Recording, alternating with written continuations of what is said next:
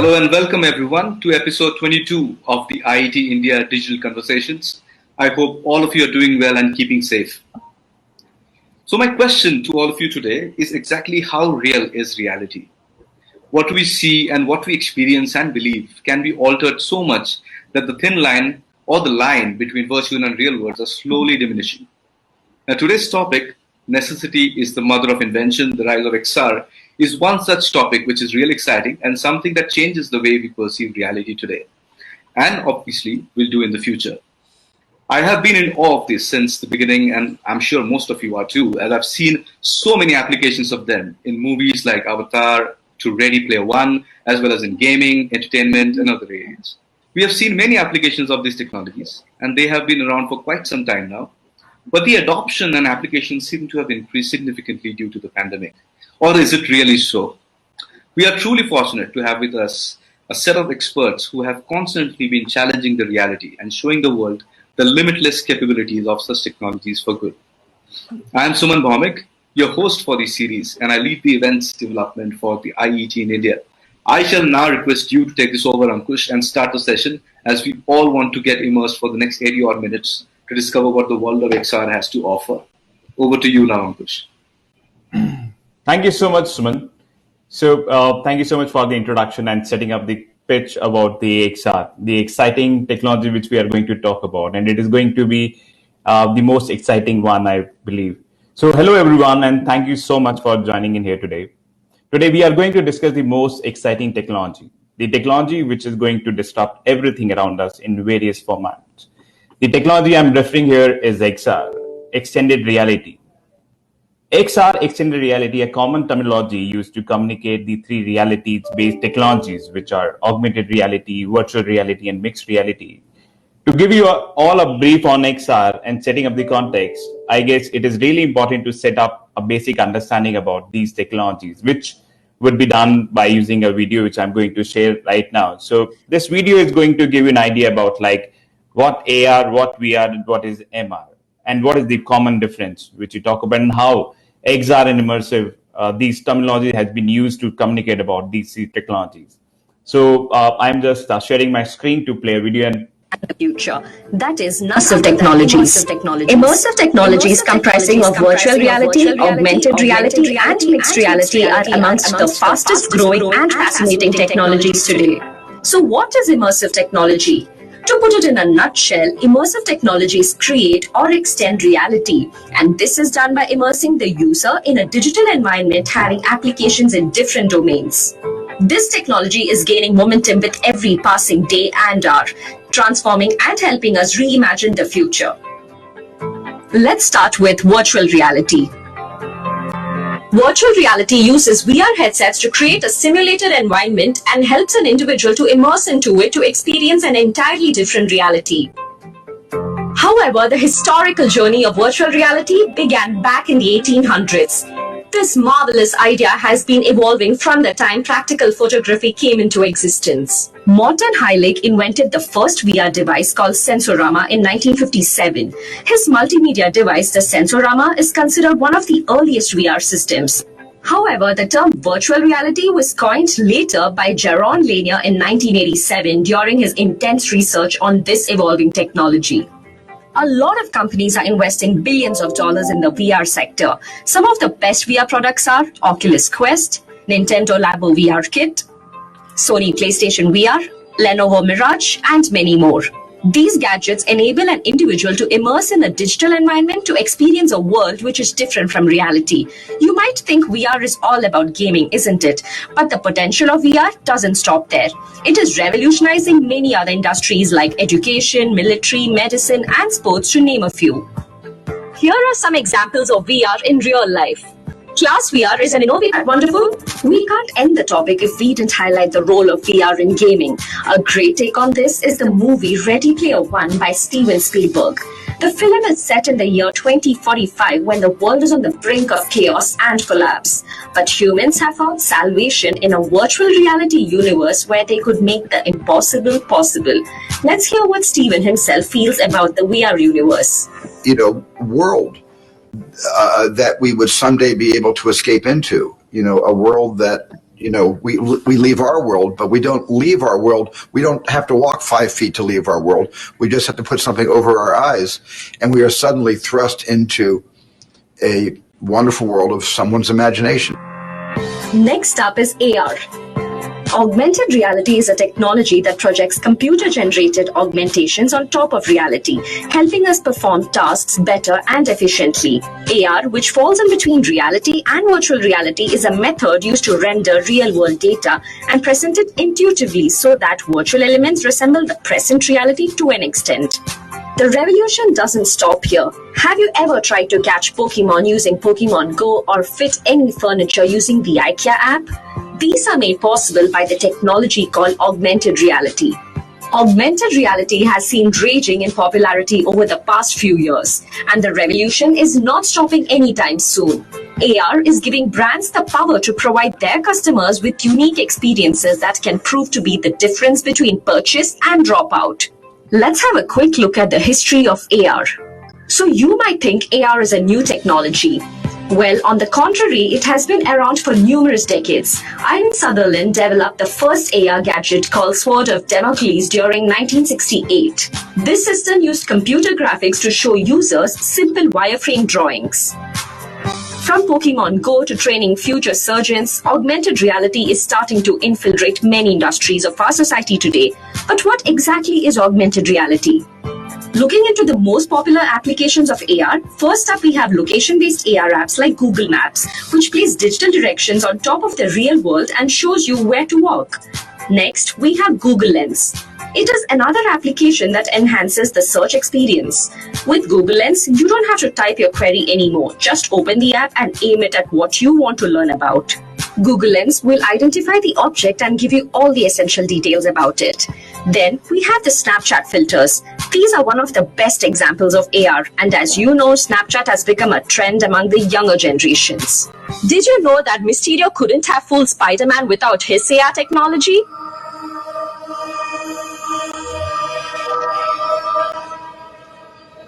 See, that wasn't so hard. But thanks to his spider sense, Spidey dodged all the drones, destroyed them all, and gave us a good ending. Even Facebook has plans to build AR glasses to create 3D maps of the world. If you are still skeptical about AR, check out what Mark Zuckerberg has to speak about AR. So that's why I'm so excited about augmented reality. Because it's going to make it so that we can create all kinds of things that until today have only been possible in the digital world. And we're going to be able to interact with them and explore them together. Next in this line of immersive technologies is MR. If virtual reality and augmented reality impressed you, get ready for the best of both worlds, that is mixed reality MR. Mixed reality is all about blending the real world with virtual reality. Unlike augmented reality, users can interact with virtual objects in mixed reality. What was nearly impossible a few years ago and was limited to our imagination, like interacting with your favorite Marvel superhero, is now possible because of MR technology.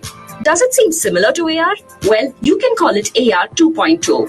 MR is still in its early stage, and it will take a while for it to reach the consumers. However, the investment in MR and AR is expected to reach $4 billion by this year, and the future of MR is not so distant. MR's applications are vast, and its main uses are in the field of education, training, sports, healthcare, space missions, and even construction. Though many use cases are in the testing phase, this idea isn't far-fetched by any means. The best example of MR is the Microsoft HoloLens, which is just a pair of MR smart glasses. It allows you to experience 3D holograms that melt seamlessly into the real environment. You can interact with those augmentations using your bare hands and get all the information you need. Let's now hear what Alex Kipman, the designer behind the HoloLens, thinks about mixed reality. With the video, I tried showing like the basics of AR, VR, MR, and how it is going to disrupt in various sectors. Now, to have a detailed discussion, we have a talented set of panel here, and I'm going to cover what is there for the market, what is there for the industry, and what is there for the developer community about these technology in coming and future eras. So I would like to start with Aditya. Aditya, since probably AR, VR, MR has different format. And we have been hearing, since I, as a kind of professional, I've been hearing the last 7-8 months of the pandemic. There's a lot of traction which has built around AR and VR. So what do you see the contribution of AR, VR, MR today and post-pandemic world? Aditya. Yeah, thanks, Ankush. And thanks for playing that video. I guess that video gives a very good sense of the fact that AR, VR, or these various different types of extension to reality is not something of today or that started just with the pandemic. It has been with us since 1987 or much earlier. And we have been seeing various different implementations of either of the VRs or ARs even before we entered pandemic. But the point is that most of this was being done on an experimental basis or was on a limited pilot basis, predominantly in enterprises. Google tried to bring it to the masses through the Google Glasses back in 2011. But thanks to the gaming aspects of this through Xboxes, Xbox 360, Nintendo Wii, back in 2012, 2013, we have all lived and played with it, the ones who are really into gaming. Now, while the AR, VR, the MR pieces together, the XR as we talk about has been there, done that. What has happened is, and I think to everybody who's on the on the panel and in the webinar today, I'm sure many of us went into lockdown, and lockdown meant many different things to all of us. For instance, factories closed down.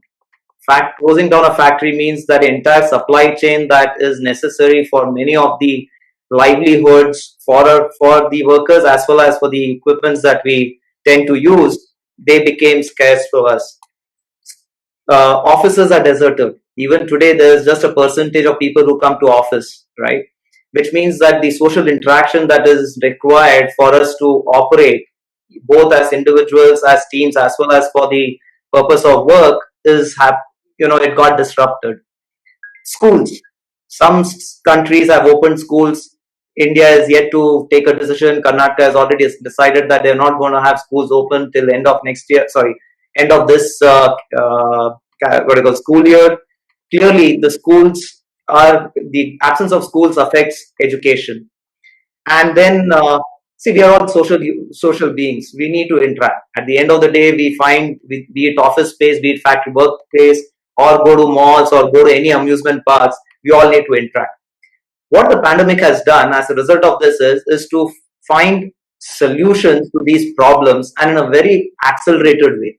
Right? When I say accelerated way, these experiments which were going on, some of these experiments have taken a different view, and projects that were expected to go live or maybe go en masse, maybe 3 years down the line, within 2 weeks, problems were solved, right? So when you look at what has happened in pandemic, I don't think there's a post-pandemic.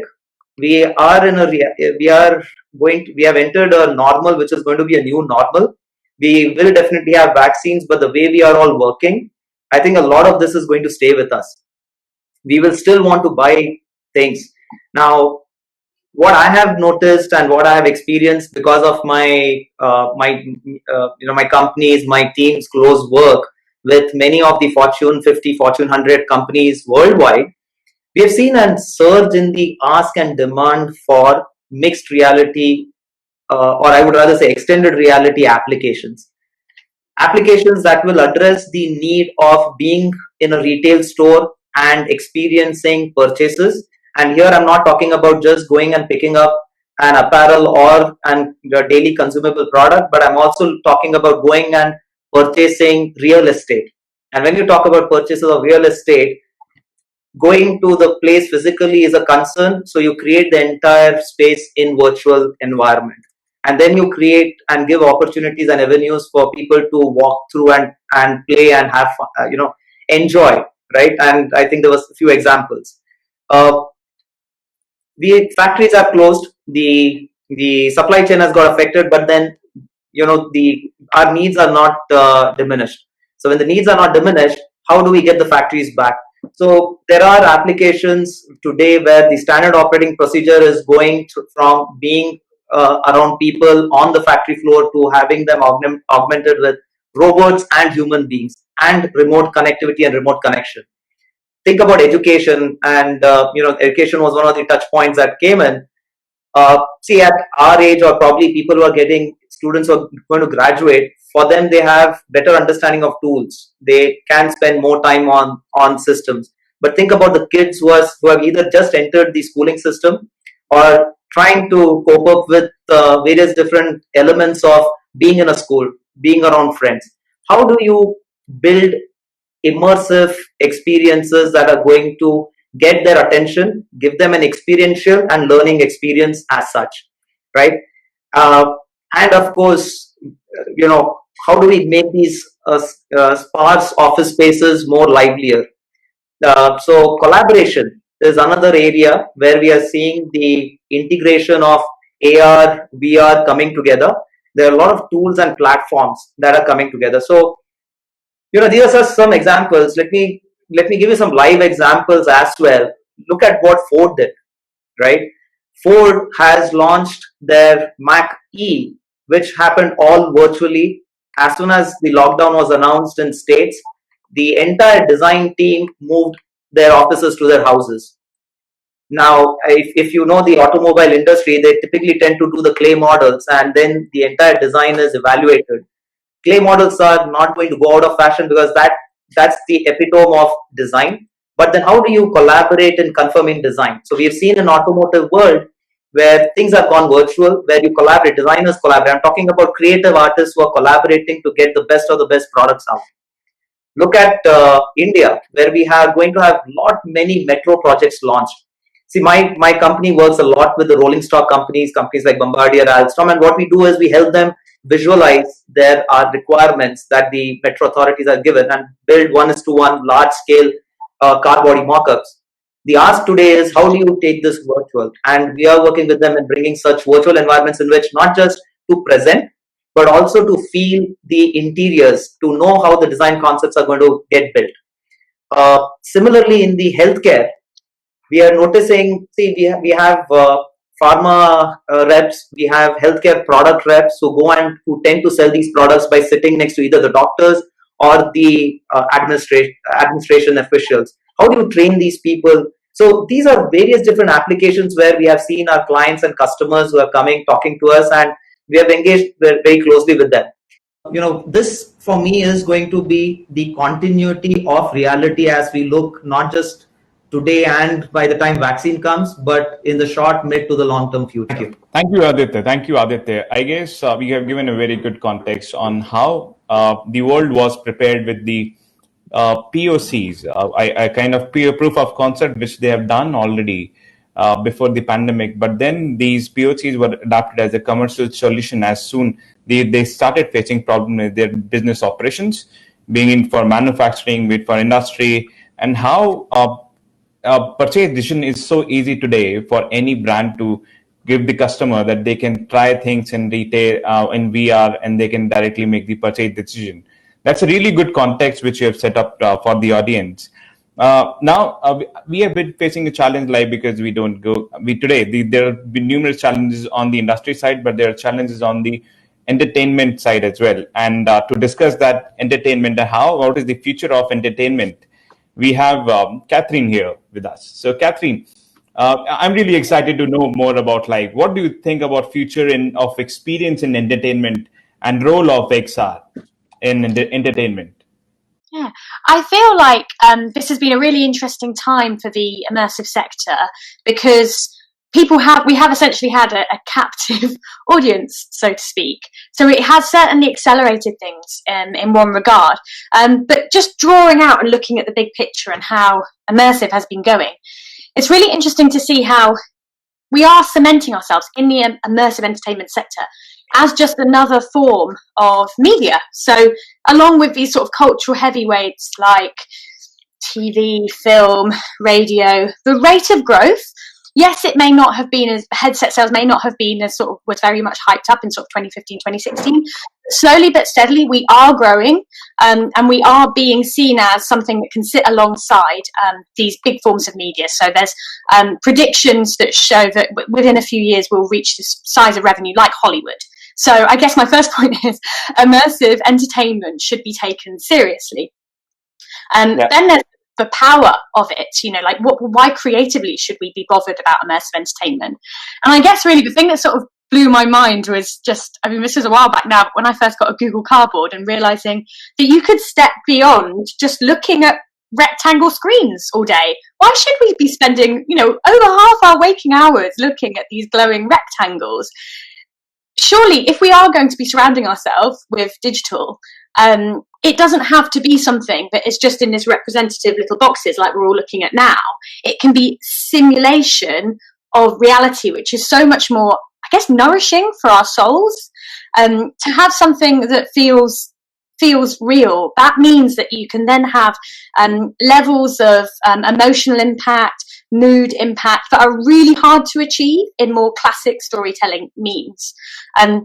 So with the rise of immersive entertainment, it's interesting to see the rise as well of these different storytelling techniques, which do use things, for instance, like empathy, simulation, doing rather than just observing. And so when you look at these storytelling techniques, I guess it may be even we shouldn't call it storytelling. Maybe we should call it story doing or story being, which feels far more fitting. So yeah, there has been some really interesting experimentation over the last sort of, while I've been in the sector, which was since 2015. There's been some interesting sort of creative, cultural experimentation, but we're reaching a point now where headset sales are finally getting to the point where it feels like it's becoming more mainstream, a lot because of a pandemic, but Oculus Quest has really, really helped. I guess the challenge with that, though, is that currently the public image of VR entertainment is very gaming based. It's very much seen as something that maybe teenage boys do, young men, which is great, it's fine. But also, if we really want to tap into this being like mainstream, we need to be able to appeal to broader audiences. And I feel that that's the challenge now. So we need to be able to appeal to people who are really not that stereotypical sort of young man demographic and reach out, I think, so that the stereotype of VR is beyond gaming. And that's the kind of work that I make. So there's a kind of summary of, I think, where we're at right now as a sector. And I feel the challenge is, without in location immersive entertainment, so for instance VR arcades, VR entertainment experiences like the Void, without that being so possible because of the pandemic, how are new people going to try this medium? That's the big challenge. Where's the gateway? And if you're not into gaming, if you're not a console gamer, then what? How do we find out about this and feel that pull factor, that motivation? So that's the kind of, I guess, my question that I have to the sector and what I'm dedicated to right now. So great, Catherine. I guess the future, as you are making us see, that tomorrow we just would not be seeing a screen. We would be probably part of the whole agent or the environment to have the better dimension of the experience. Yeah. So that's a great thing which I'm visualizing right now. Probably it is going to be the same which I'm trying to imagine right now. But I also find with the pandemic and also, I also thought like, how about like today, since today there are a lot of travel restrictions. There are a lot of travel restrictions which we are facing today. Thanks to all these tools like Zoom and all, which is making the work possible and which is making the work going. But I also feel that would it be possible that if I want to present somewhere, if I want to be presenting to an audience, would that be possible? And to discuss at this point, we have Scott, who has been extensively working in telepresence, which is a very interesting thing. So Scott, can you just give us a brief about like how ready and accessible is telepresence? Yeah, well, right now, you could say that it's starting to become very accessible, very affordable. We've just seen iPhone release a phone with LiDAR. That's one enabling technology. But at the same time, clever software people from around the world are understanding how to get depth data from one camera. So there's sort of this convergence between more sensors being packed into what is a common device in everyone's pocket, but then also this affordability and change of behavior already. We've got 1 billion people per day using the selfie camera on their face to elicit some augmented reality enhancements. So from the technology side and the human behavior side, we're starting to get this intersect.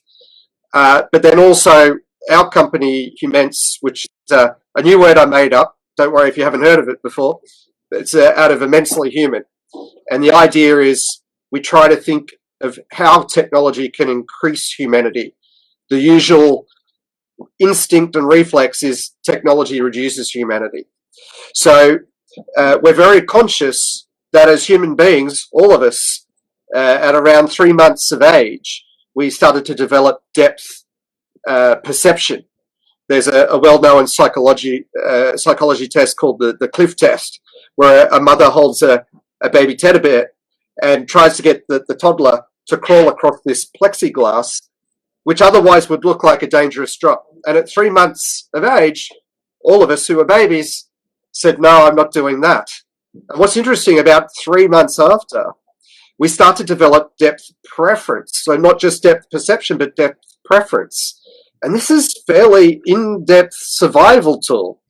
And so in other words, as humans, we crave depth, which is why in pre-COVID times, around the world, corporates spent $1 trillion US on corporate flying to have that face-to-face handshake conversation, whites in the eye, I've got to trust them, a conversation to close deals, make deals, keep the world moving.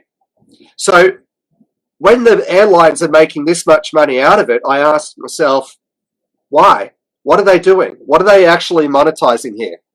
And it all comes back to trust. And right now, the joke is, I'm trapped behind a glass wall. When we're talking on here and on Zoom, we're trapped behind a glass wall. And I kind of joke, it's like a conjugal visit. It's like we're visiting someone in jail in the glass booth, and we're trapped behind the glass. And so if we think about it that way, and we've also, Catherine, it was great that you brought up, like once upon a time, we called TVs zombie boxes or idiot boxes. And now we call these possibly zombie machines. So we've gone from idiot box to zombie machines. So as humans, we need depth. We crave depth. It's a very early survival tool. And for that reason, in human-to-human communication, as my uncle, an admin, says, people buy from people, Scott. So think about how to use AR, VR that way. It's very important, and it's an unfair advantage that XR and all the realities have in that they supply this potential photorealistic human. Think 40 years ago in graphics, we had a game called Pong. It was almost like tennis. Some of us may have heard of it. If you haven't heard of it, Google it. That's where we started with graphics. And now, even just a few years ago, we could deliver a hyper-real human to such an extent. If I put someone in a VR headset 5 meters away from the human in the virtual world, they will walk up to them, and I used this word a few years ago, they would walk up to them to an acceptable social distance.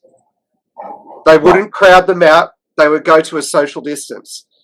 Then, as a split test, if I put them on the headset, but this far away from the face of the person that we filmed, photoreal with cameras and reconstructed them, they would go, oh, and they would stand back. They would reflex.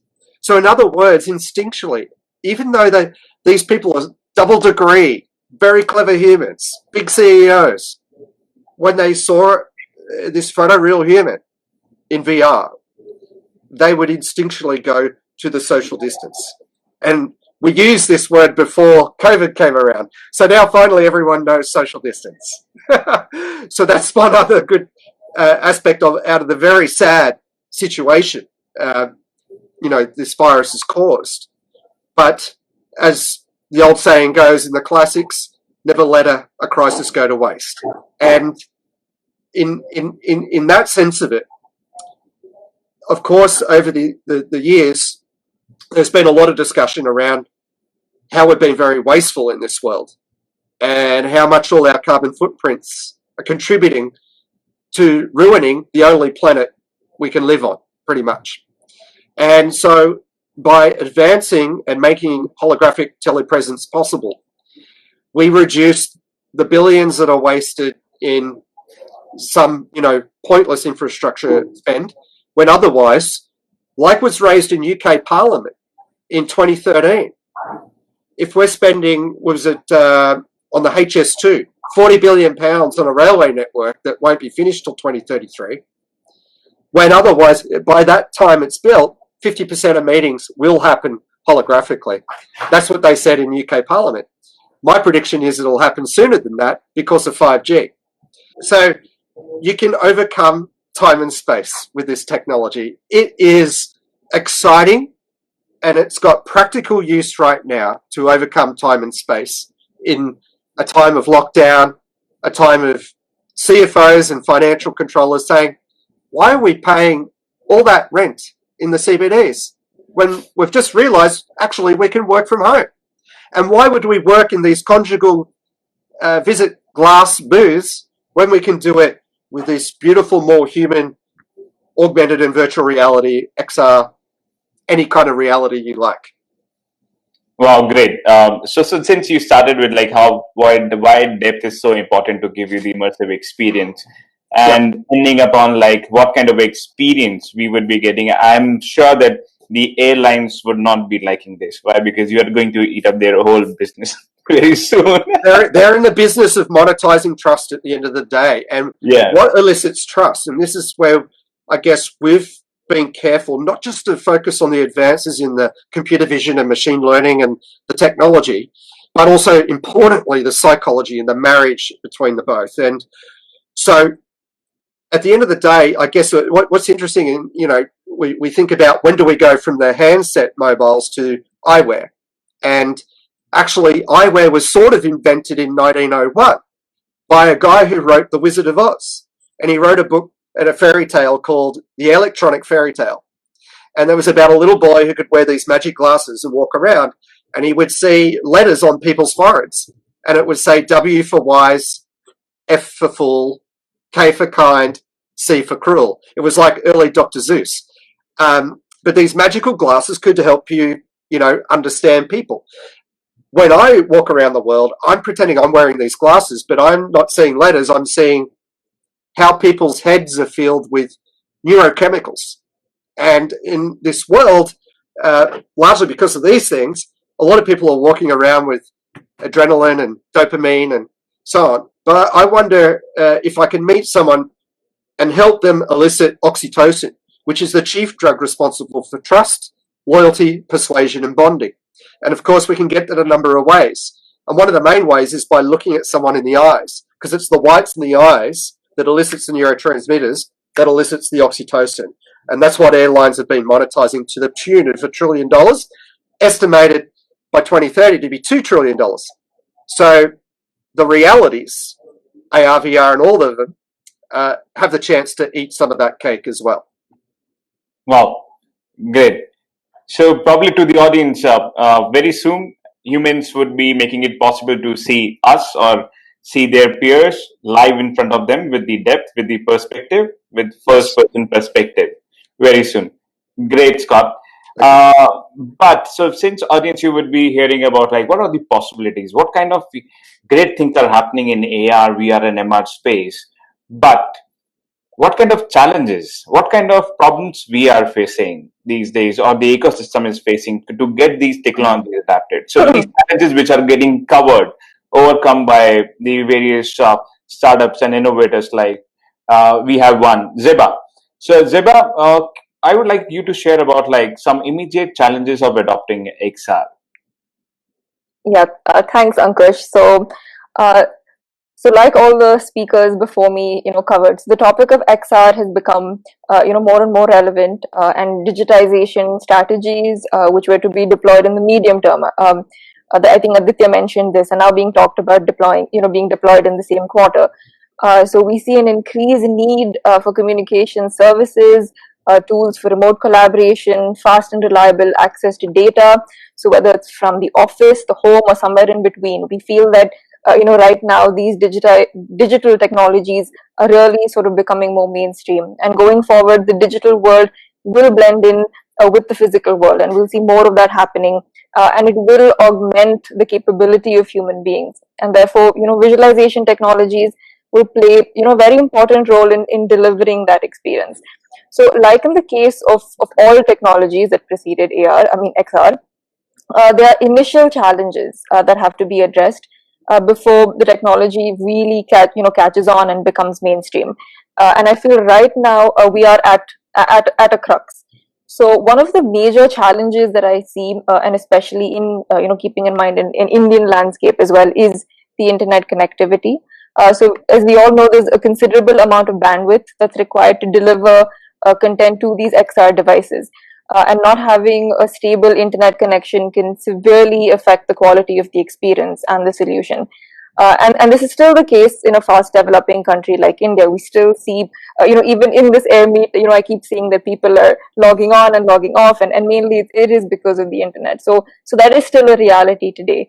But however, the arrival of 5G will certainly address this issue.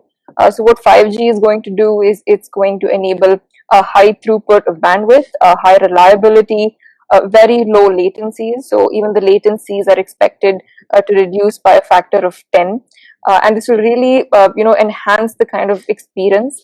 So new immersive experiences, enabled with AR or VR, will transform the way in which we consume and interact with content. So, exactly in the way the speakers before me, so Aditya, Scott, and even Catherine were discussing about how, there will be this interactive content and the digital world will, blend into the physical world. And both from a consumer perspective and also from an enterprise perspective. So combining and synchronizing the real world and the digital world requires a significant amount of rendering and processing power. And this is right now a challenge mainly because of bandwidth constraints. So what 5G will do is that it will enable, heavy graphics processing to happen on the cloud, and then you can send the resulting content to edge devices within milliseconds. And in order to deliver, these seamless XR experiences. It'll be a different story on mobile devices because 5G is going to bring in faster speeds. It's going to bring in new viewing experiences like 8K resolution streaming, also 360-degree immersive videos, and all of these are very important to make the development of mixed reality a possibility, right? So in order to have you immersed in a complete 360-degree video, you need to have a reasonable amount of content that's being delivered to you at a reasonable rate. So this what 5G will really do, and this will be the game changer, that it will make the experiences of using these head-mounted displays even more compelling. And it has the added benefit of actually integrating location-specific details as well. And going forward, that is something that will become more and more important, both again in a consumer sense and also for enterprise. So another major challenge with XR technology is creating engaging content. So creating content both for consumer and enterprise applications can be extremely complex, and it can also be extremely expensive. And there are not enough compelling and high functioning use cases at the moment. And that's again one of the challenges that we're seeing. So when any technology has to be adopted, in mainstream, you need to have enough content, you need to have engaging content, you need to have some sort of technology that will ensure consistent usage, daily usage. People should be able to use it daily. It should be useful. So that is not the case as of now. So developing this content is going to be very critical if we want XR to become more mainstream. So the interdisciplinary nature of XR, which is one of its greatest opportunities, is also one of its greatest challenges, because it can be applied to absolutely anything. Like Aditya was mentioning, it can be in healthcare, automotive, it can be in defense, it can be in absolutely anything. That it can be used in every in every stream, and also in marketing and advertising. It can be used even in logistics. So there's a very wide range of use for this technology, and therefore making sure that there is enough content available. Also in an educational setting where content is even more important. So I think well-designed, extensive content is what will really ensure effective and sustainable XR use cases.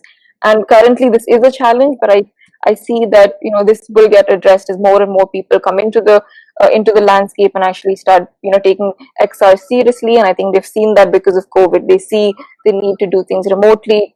to build, bring in these digital technologies. So certainly, the landscape for XR content is expected to improve. Another major drawback at the moment is the hardware. Heads-up XR hardware is the delivery medium for XR technology at the moment, right? And available AR and VR headsets do not have a very elegant form factor. So they are bulky, and sometimes they need to be connected to a phone or a computer. And that's one of the reasons why Google Glass wasn't too much of a success, because it wasn't true AR. What it was essentially a mobile phone display in front of your face. So that's not true AR. So what you really need to do is you have to make the experience convenient, and you really need to offer an experience which is useful to consumers. And also in cases of certain headsets, they're too expensive for mass adoption. Smartphones or tablets can also be used for AR applications. However, mobile AR right now faces major issues in displaying visuals accurately. And this will change. This will definitely, we do see cases where, Apple and Google and Microsoft, all of them are making steps in this direction. But definitely we see there will be an improvement, and this is the opportunity, right? There is an opportunity in this particular challenge, that the existing smartphone cameras are also built for 2D image capture and have limitations of rendering 3D images. So seeing how you can even have 3D image capture with just maybe a single camera, like Scott mentioned. So these are the kind of technologies that people are working on, and certainly that will sort of drive the way and make sure that these technologies become more and more acceptable and accessible to the masses. So also companies like Qualcomm, they are developing or have developed computing chips which will accelerate the development of standalone head-mounted displays, and I think that is what is very important, because let's say 5G does come in, you don't want to be constricted by a wire, something that's connected to a headset. You need to have a seamless experience, and having a device which can work standalone and get the job done is something that is really needed to push technologies. And even if you're using these form factors, so let's say AR headsets, or even even when it comes to holograms, anything, right? So it has to be seamless, and therefore these things have to be able to be used by consumers, and both in an enterprise setting as well. So making sure that the hardware is in the form that is acceptable, and it is something that is elegant. I think that is something that is really required, and it will happen, but that's something that's right now constricting and sort of is a major challenge in the mass adoption. Now, Zeba, thank you so much for giving the insights about like how 5G and how the content generation is an opportunity for everyone here, for everyone to work into the industry for content generation, and how 5G on the doorstep with players like in India, Jio and other telecom service providers. So how it is going to excel, and how the change has we have seen from when we moved from 3G to 4G, how the use case has been adopted across the industry. And thank you so much for giving highlights on the hardware being used. Aditya, I would like to ask you one thing, since you do a lot of solutions. You are an influencer in kind of solutions. So what kind of challenges you face when you have a new set of hardware, or the hardware gets evolved? Because being the technology is a new technology, an emerging technology, we say. So what would you like to say upon how to cope up? What would you like to share your experience to the community to cope up with when we talk about the hardware evolution and challenges and opportunities along with it? See, hardware, it's a good question. I would like to touch upon that question in a couple of different, from a couple of different angles, right? See, if the adoption of XR is happening today, which means that XR adoption is going to accelerate from today. And we still are going to wait for many of the technologies. 5G is here, but we know what's happening with one of the leading telecom providers as far as 5G is concerned. So it is going to get delayed by a couple of months, if not a year or so. Now, point number two is the accessibility of this technology en masse, right? So on one end, if you look at statistics, yes, the VR market is going to grow somewhere from about 8 billion as it stands today to about 20 or 25 odd billion dollars specifically in the entire enterprise world, and XR as such is somewhere around 18 billion. By 2030, it's going to be a 30 billion market, 100 billion market at the minimum. And as Scott said, that of the 2 trillion, 100 billion is just close to a percentage of what we are talking about here, right? Less than a percentage. So point is that it is happening today. The market is going to evolve. And are we going to get limited and restricted by what we have and what's going to come tomorrow as the Facebooks and others are investing? Or can we look at what we have in hand today that can be made available and accessible? Now, on the challenges side, Zeba has very nicely and rightly pointed out processing power, the size and the form factor of the devices. Something that one needs to also take into account is, the power required in general, the battery life, that battery or the connected life that is required. Now, when you look at the processing power, we still have pretty powerful devices in hand. Like, I'm not even going to talk about an iPhone. There are quite a lot of Android smartphones in the market. Can you make XR accessible and available on this technology? So I would say that we should put a roadmap, which is 1, 3, 5, 10 years. And we should start looking at how the technology that we have today can be used to deliver these immersive experiences, and the quality and the engagement elements of these experiences can be vast and varied based on the various different the hardware platforms that we'll be getting. The second aspect is another important point that Zeba also pointed. I think Catherine and Scott also spoke in their conversation, was content. See, there are 2 elements to content. One is content is 2D, 3D, virtual, right? That is the content creation. But more important is, and the way, I think the panelists spoke about a story. How are you going to use, how compelling is the content going to be? How the content is going to be designed so that it tells a story. Now, the importance of that particular element is one of the creative elements, creative aspects that needs to come in, the design aspects that has to come in, but not just from content perspective, but the transition of that content between multiple different touch points in essence of what the reality is. For instance, if we are talking the way we are talking today, would there be a way in which I can immerse myself inside for a short while, have a quick chat with one of the attendees in the back room, and then and take a step back?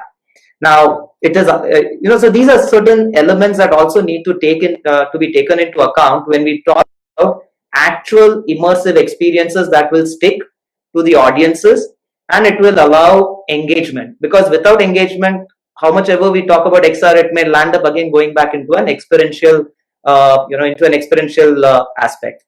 So, now to summarize, I think hardware evolution is happening. We have Lenovo, we have IBM, we have Microsoft, we have Nintendo. Facebook is talking about doing everything remote. In fact, they're going to make remote working permanent, and they're going to come out with, they're going to give each one of the employees an avatar, and maybe also their partners an avatar that can interact. So when you look at it, I think the work that is going on is towards bringing the technology more closer to the mass. And hence, I would, from an economical standpoint, the unit cost of the delivery of an immersive experience has to go down to an acceptable level, such that it is available en masse and such that it hence delivers a commercial utility. Otherwise, it will end up remaining and staying in the enterprise space. Yeah, I guess the device is capable of getting the depth sensors into it. I guess this is going to help the whole audience to experience at least AR as the most common and most lowest hanging technology to experience. And also, I think Catherine is also working into the entertainment domain, and probably we would be needing, since it is an entertainment and probably it is an immersive. So I guess Catherine would also like to speak upon the barriers of VR and like in entertainment, and how what would be helpful to going into the mainstream. Yeah, I think, well, from the research that we've done at Limina, we've had our in-location virtual reality theatre, which has been here in the UK and then toured as well internationally. We've spoken to many audience members and partnered with universities to run studies on our audience to understand what is it that these new audience members want from immersive media? Not focusing on the early adopters, but looking at that next step on the adoption curve that you may be familiar with. I can show you, in fact. Bear with me. On this adoption life cycle curve, we've really focused on what that early majority past the notoriously difficult to cross chasm want. So this seems to be a theme, that we've really come back to with several of the other speakers as well, how to get immersive into the mainstream. So yes, definitely good internet connection. We found that that's important. We found that the hardware being not clunky, that's also important. But there's also social barriers that need to be crossed as well. There's one social barrier that we found is stereotypes around a VR user. So there's these, if you put in, say, for instance, virtual reality, a person in virtual reality into a stock image library, you will probably find lots of imagery of kind of blue light, sci-fi, futuristic visuals. It looks something very much like of the future rather than something of the present. And it has this feeling of something that other people do who are very sort of advanced, and people who can code and do things. That's not very helpful actually when you're working in the sector and you really want people to experience it right now. I can see Scott doing all the, yes, you get these images of people looking like they're in a sci-fi film, kind of organizing blue lights and data in front of them. It's not helpful for actually when you're trying to sell tickets to a virtual reality experience in person like we were doing. That doesn't help because people think, well, it's not really for me. And they might think, oh, it's something for my teenage son. Maybe I'll see if he wants to come. That's a real barrier that we've had to cross, is to say, yes, audience, this is for you. This is not something of the future. This is something of the present. So to do that, we have found it's actually useful to have tie-ins with familiar imagery, familiar brands, a venue that they already know, anything, content, creator, or platform, which is familiar already, helps them at least get over some of that "this isn't for me" feeling, when there's a pull factor which feels very much like this is something I'm interested in, this is my space. So for instance, we really plugged into the mindfulness and oceans zeitgeist theme with our Ocean Body and Mind show, which was like a mindful ocean dive experience that you could do. We had David Attenborough's Great Barrier Reef, what we screened at our venue. That was super popular, again, because of a very familiar and trusted name of David Attenborough.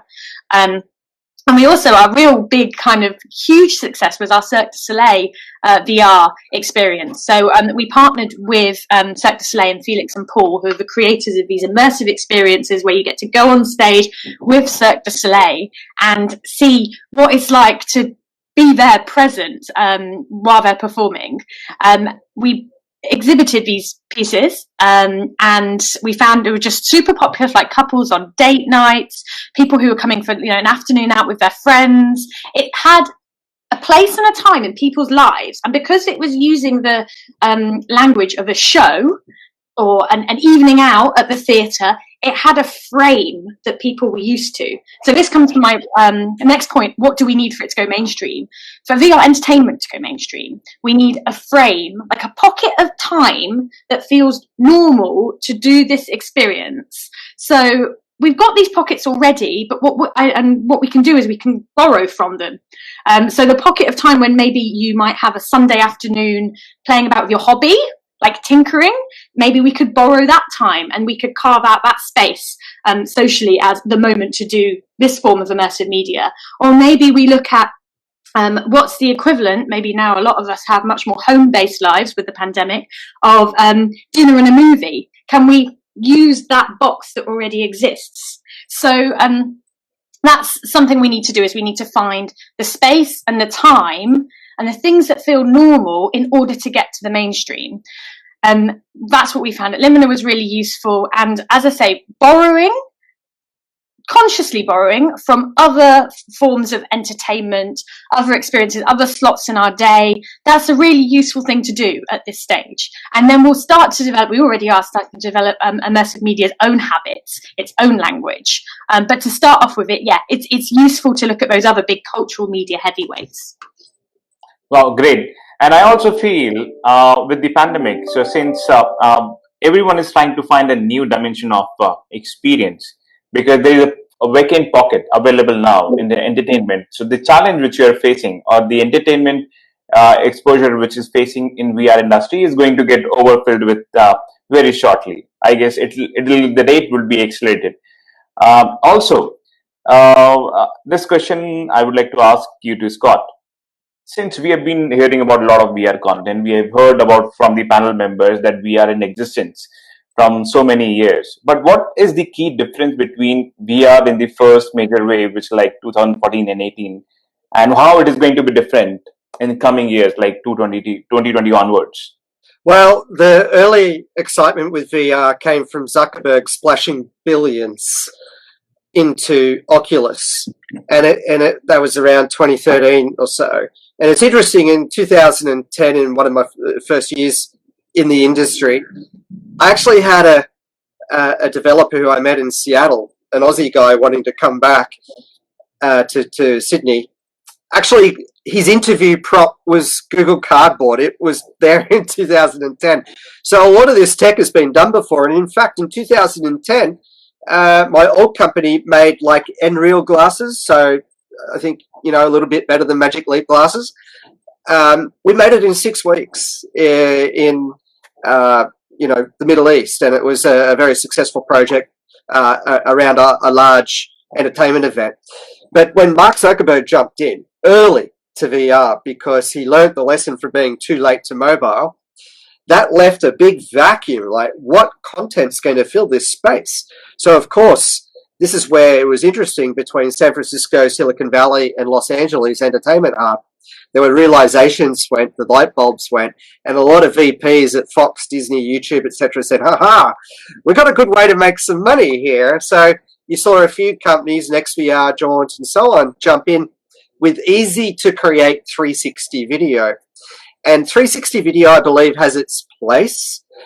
But also, I'm quite critical of it because it can be a little bit like putting your head inside a beach ball, because your head is locked wherever the camera is. Now, it's good as a first step to VR and having that voyeuristic view, overcoming, not being there or seeing an impossible space. But it doesn't let you walk around. It doesn't let every asset in the scene have its own physics, lighting, and psychology. And when every asset in the scene, whether it's AR, VR, or in Apple's case, SR, simulated reality, can have its own physics, lighting, and psychology, game over 2D. So it's a very exciting time we're entering now with 5G, enabling us to have these walkable experiences, going even beyond room scale. We can have cricket oval scale. We can have city scale, which is really, really exciting. So what also is worthy to mention, I think, is as we step into a 5G world, which is not just about more speed, it's around new business models, where 4G brought Uber and Airbnb and streaming 2D video. 5G is going to bring so much more, I feel, so much quicker. But we've also got to remember Bezos, Musk, and others introducing a lattice of low orbital satellites, delivering us relative 5G speed, low orbital satellites from the sky. Unbelievable change around the world. And I think that is going to also be a factor in the greater day-to-day use of these technologies. And, where, like, for example, from our point of view with Huments, we start with sport. We're building that foundation of the massive multiplayer online social environment. And, of course, that's been the criticism of AR, VR in the past, talking about the difference from 7 years ago, very much solo experiences. We're going to have massive and effective social experiences from right now moving on. And, to deliver volumetric video filming capability in India, it will be very accessible. I mean, it will be as accessible as having the purchase price of, say, a few smartphones. All right. So 2020 onwards, we are going to have the enhanced experience of the content. We are going to have low latency, or there would not be any latency in the content or live streaming, or if any content being fetched from the server to the device. What do you say, Zeba? So these inputs or these change, which is going to happen 2020 onwards, how it is going to help XR in, you say, education, training, or enterprise use cases, how it is going to help? So so definitely the potential for XR to change the way we learn is something that cannot be ignored. So let's take a simple example, right? So if you had to perform a task of assembling a piece of IKEA furniture, and you're presented with two options. So the first option is to read like a textual description of the process of how exactly you put the thing together. The second option is to actually watch an immersive video of the assembly. So it's quite obvious that watching the video would help you achieve your goal much faster. So essentially what visualization technology is doing is that it's helping the human mind to quickly absorb and comprehend a new concept, to learn a new skill, and to actually apply that skill within a matter of minutes. So all of this is being accelerated because of these visualization technologies. So leveraging these technologies such as AR, MR, or VR along with AI to enable interaction with these visual contents, right, can have a significant impact on knowledge absorption and retention. So images and interactive visuals create strong impressions and lasting memories. We know that there's a very common saying, a picture is worth 1,000 words. So visualization with modern tech is probably worth millions. So images and interactive visual contents can lead to long-lasting memories and knowledge imprinting. And immersive technologies contribute by offering a more engaging experience and something that's more memorable. It also presents the opportunity to personalize learning by delivering an interactive content and gamified experience as well. So a lot of people are talking about learning management platforms in schools and in colleges, and even in technical training institutes. So if you can personalize learning for students, that is something that can have a very big impact. Also, educational institutes today are under great pressure to create the best possible student experiences, to deliver exceptional technology-enabled teaching to students. And what the COVID pandemic has done is that educational institutes have now transformed their entire curriculum into an online-based classroom teaching. And distance learning has become a very commonly used word today.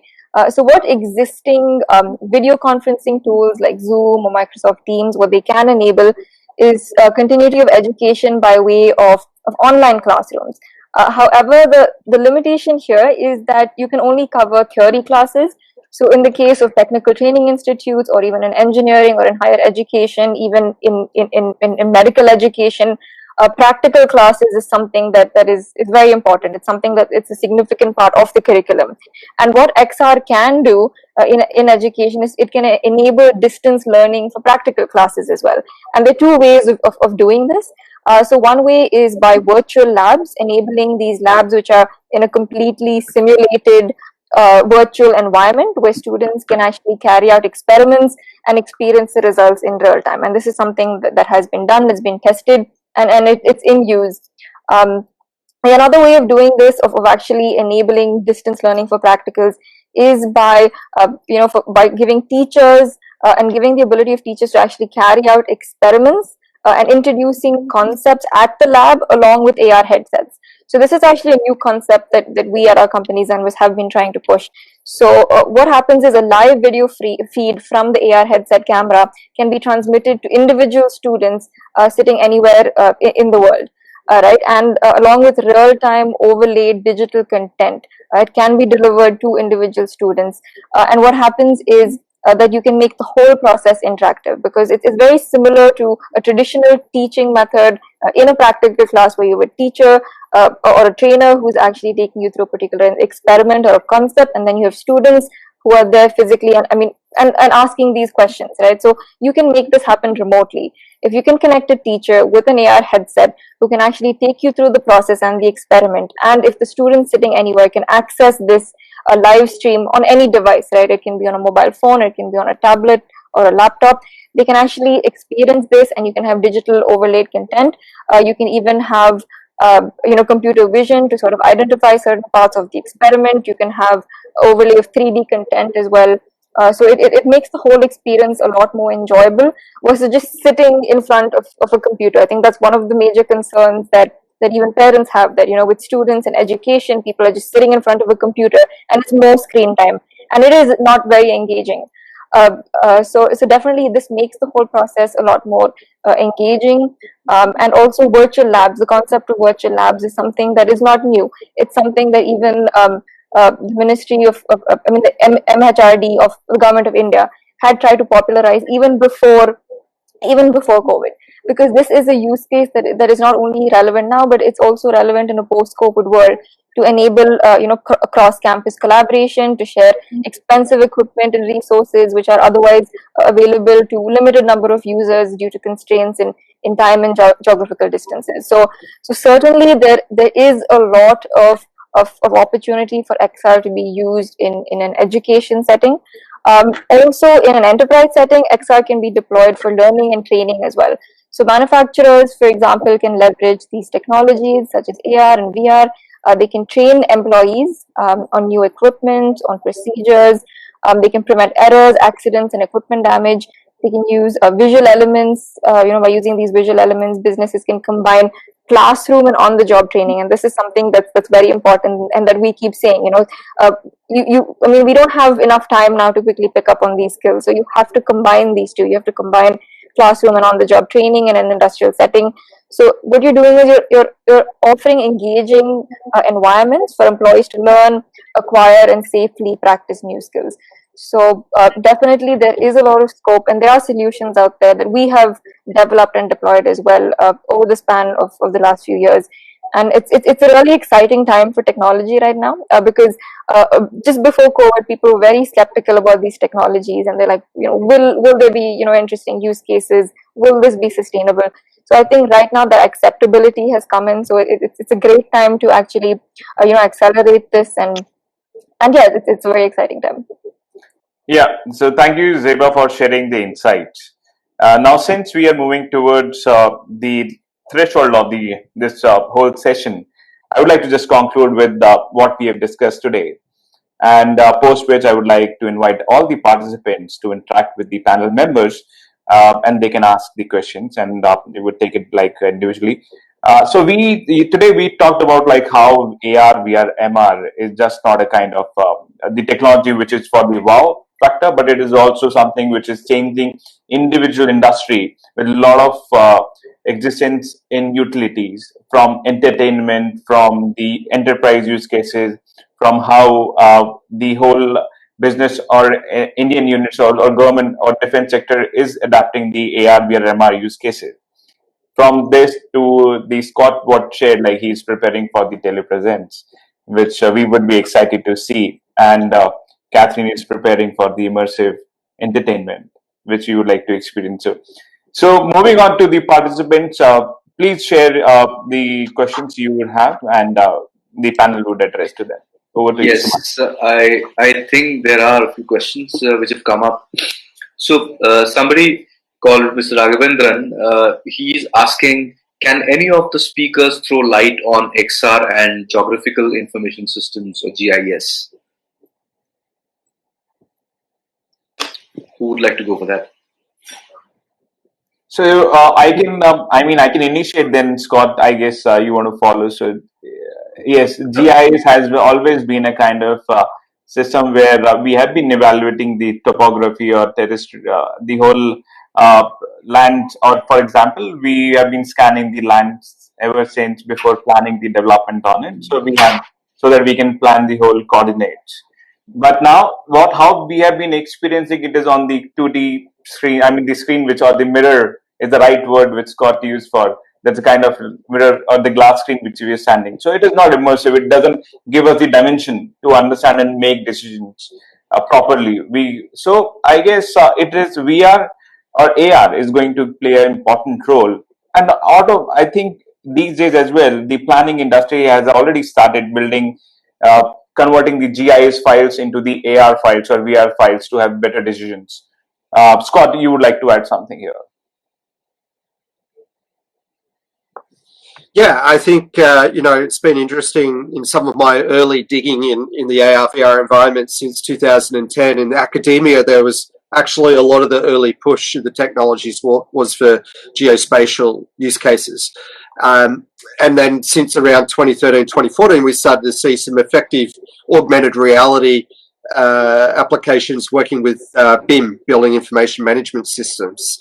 But now we're starting to see AR and VR work together, so not separate, together, for digital twins of, you know, large complexes, making workplaces so much more effective, cross teams, cross culture, etc.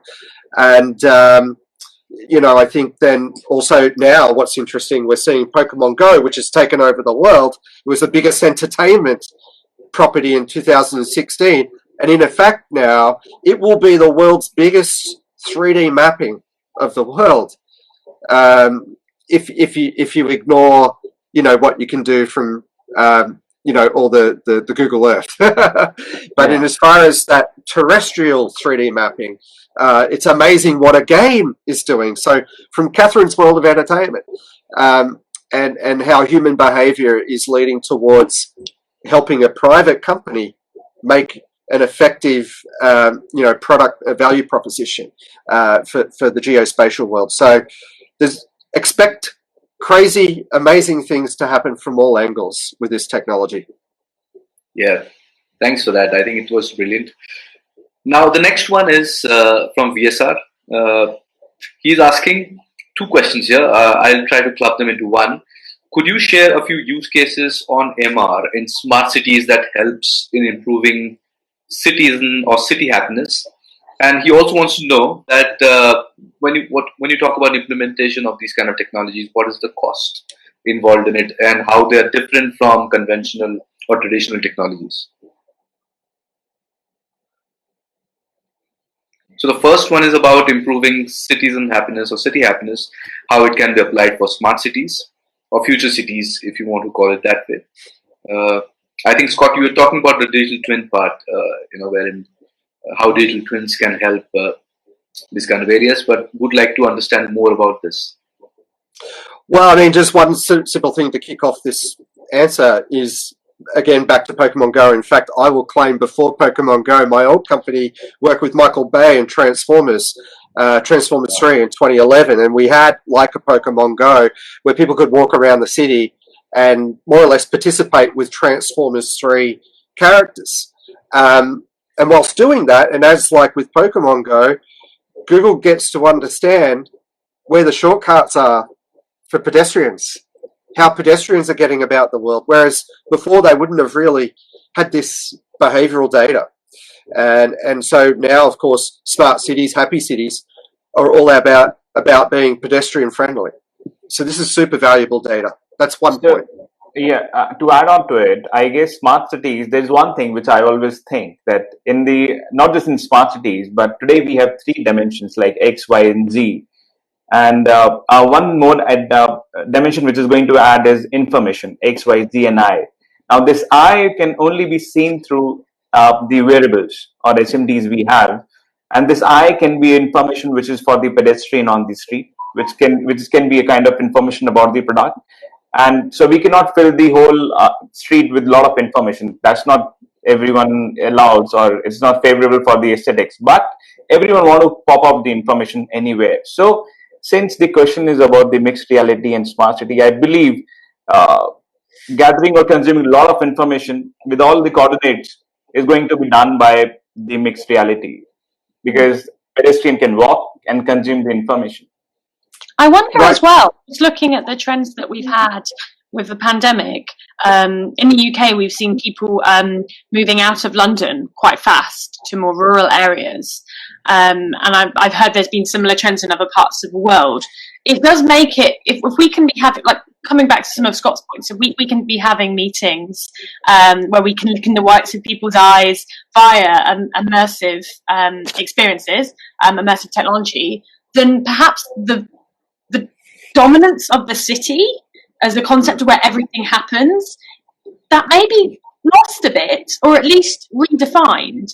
And it may, when and if this becomes mainstream, I think it's more a when, we'll be potentially questioning and just looking at cities differently for their function, when you don't have to go to that central business district in order to do those handshakes to make those deals.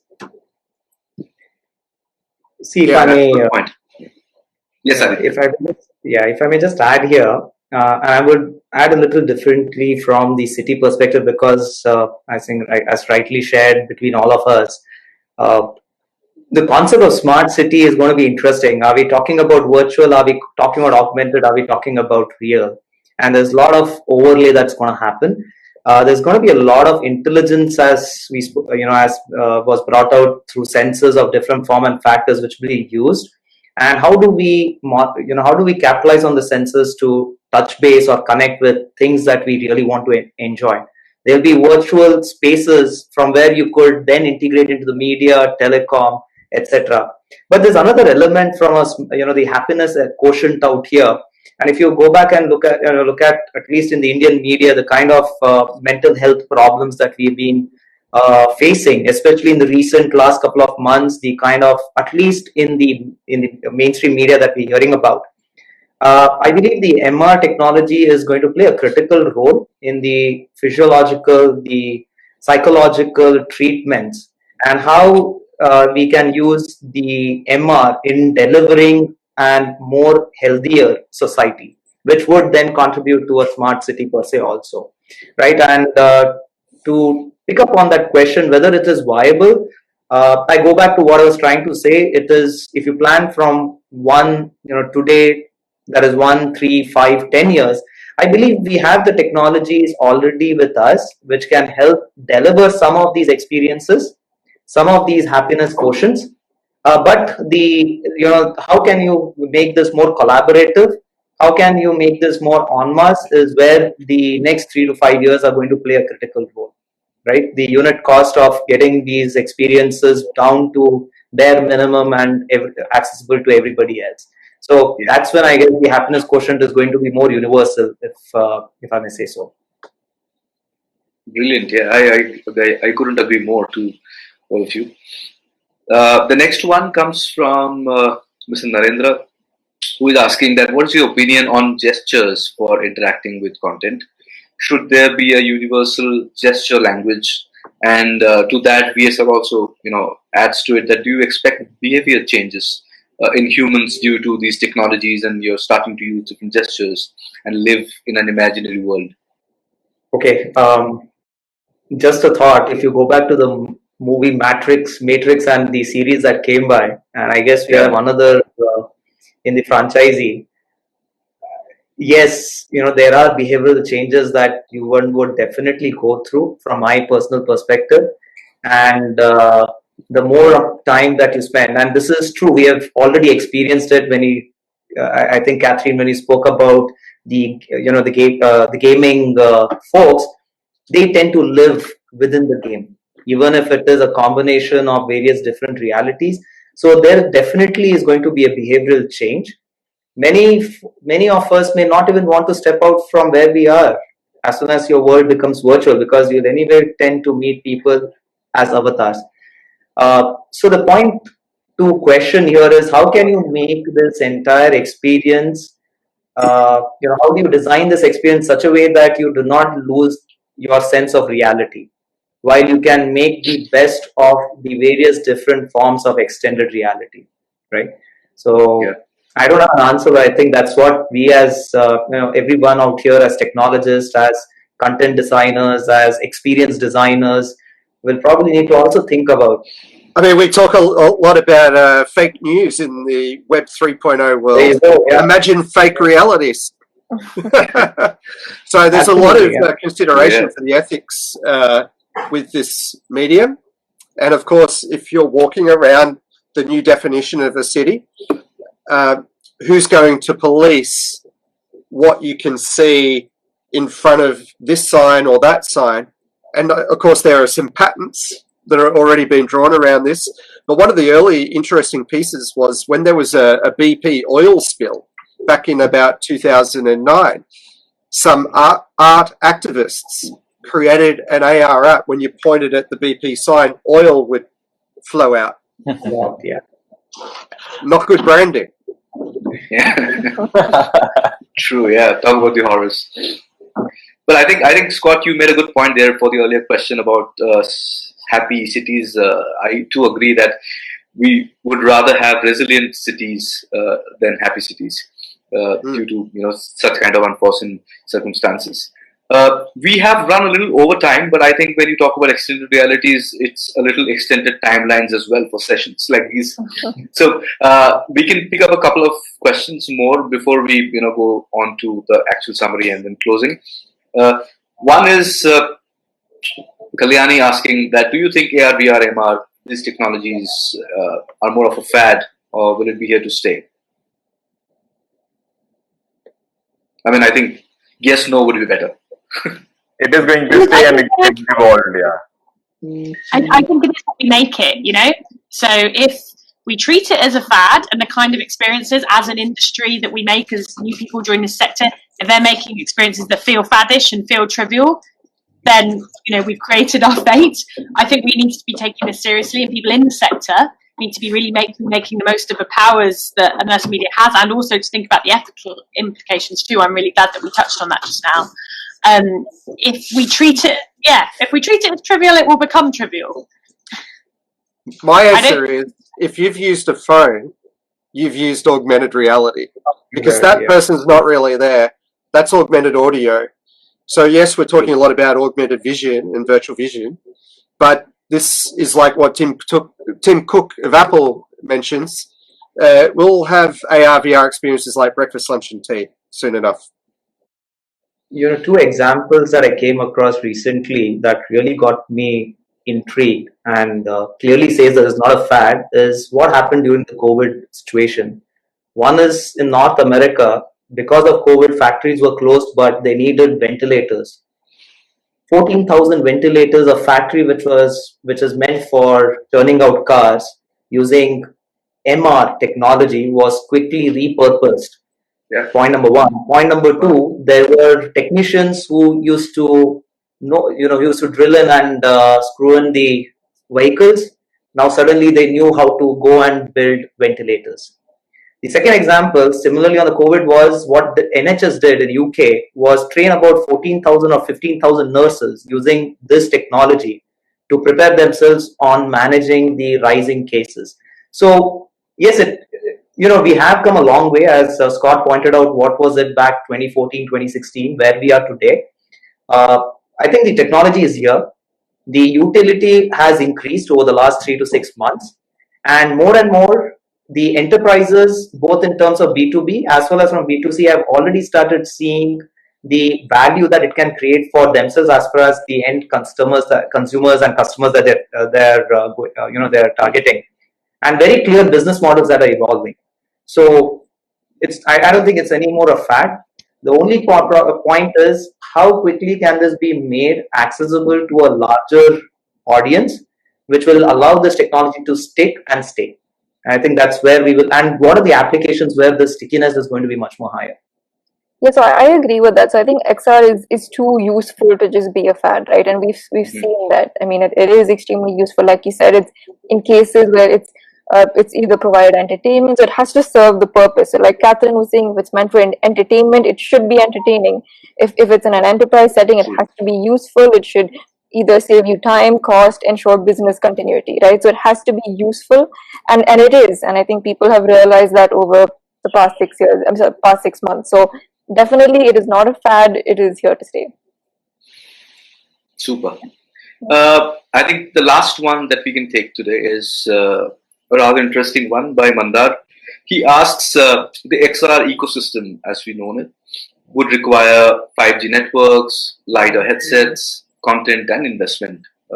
When we talk about a country like India, how many years from now would you say that this is going to be the new normal?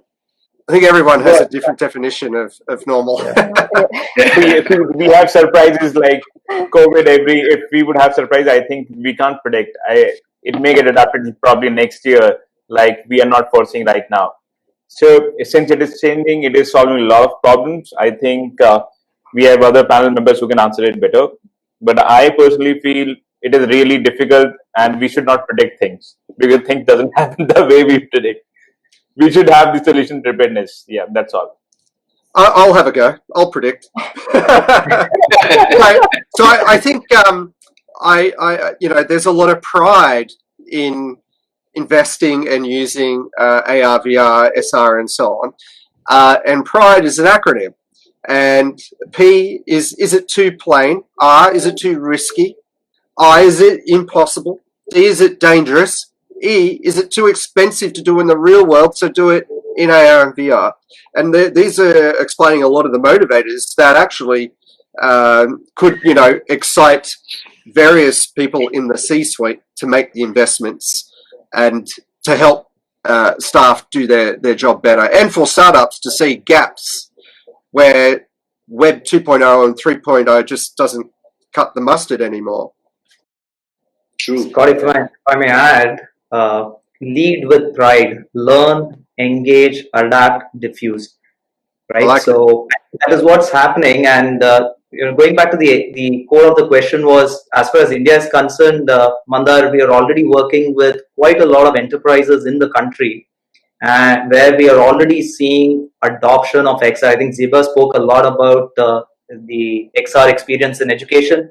It is happening in our country today. If you just go and look at what's happened to the edtech sector in the last 6 months, we have had unicorns formed, proper Unacademy. We have got decathlons formed, like Byju's, which is now a $10 billion company, and these have happened only in the last 6 months. And if you go and look at what they're doing, they're basically bringing out XR experiences in various different forms to get students more engaged, more immersed in their learning that is going on.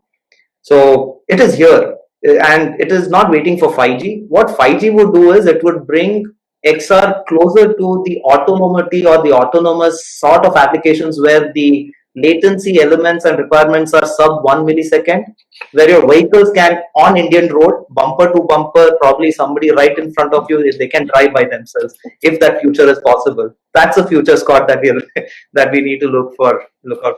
Great one, yeah. I agree. But I think what COVID has also done is it sort of there's been a change in mindset as well. So, for example, something as simple as telemedicine, right, was pre-COVID was something that had a lot of skepticism around it, both from the doctor end and the patient end. This is something where patients were not comfortable unless they physically saw a doctor in front of them and if the doctor touched them and examined them. So, but now it's something that people are very comfortable with. Suddenly, all of a sudden, telemedicine is something that has become very mainstream, and doctors are very comfortable with it, patients are comfortable with it, and this is an opportunity because now you can provide expert healthcare to people in tier 2 and tier 3 cities, so they don't have access to healthcare the way we do. So this has actually opened up a completely new area where you can actually, it's more in a social sense where you can actually provide expert healthcare to rural India. And this was something that there was a lot of skepticism there. And I think that mindset has changed thanks to COVID. So there are a lot of positives from it as well. And I think we should definitely draw from that and make sure that even post-COVID, these things continue.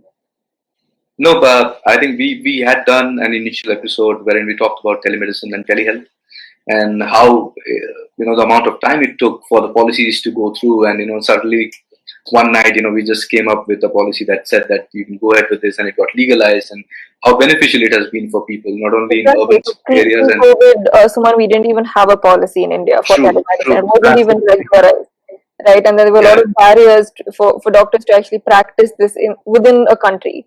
So that was suddenly lifted, and suddenly regulations came in. So yeah, definitely a lot of positives.